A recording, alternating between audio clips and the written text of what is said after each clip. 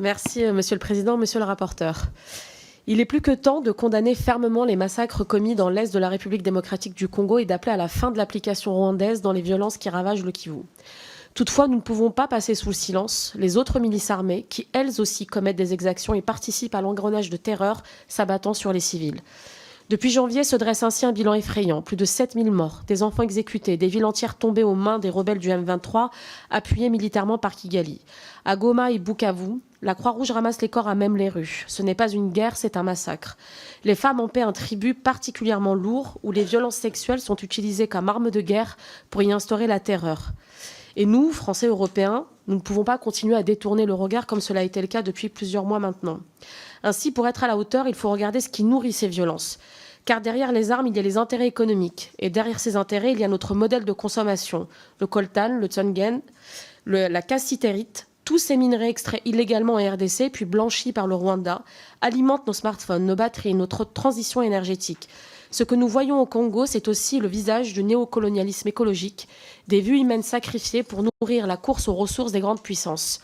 Et ce visage, il ne se limite malheureusement pas au Kivu. On le retrouve en Amazonie, où l'exploitation minière illégale et les projets d'agro-industrie détruisent des territoires indigènes pour produire du soja et extraire de l'or destiné aux marchés occidentaux.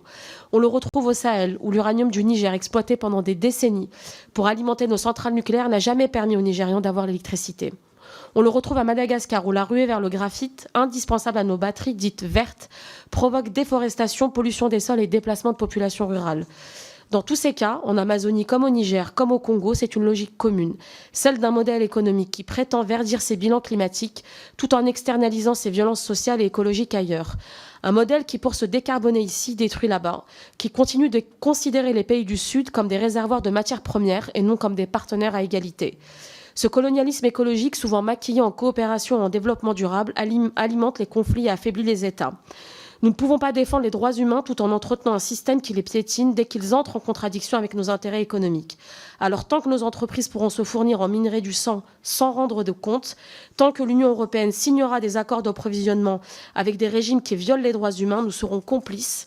Nous avons besoin d'un embargo immédiat sur les minerais rwandais, d'un mécanisme de certification transparent et d'un plan international pour garantir une exploitation des ressources au service des peuples, pas pour les multinationales ni pour les seigneurs de guerre.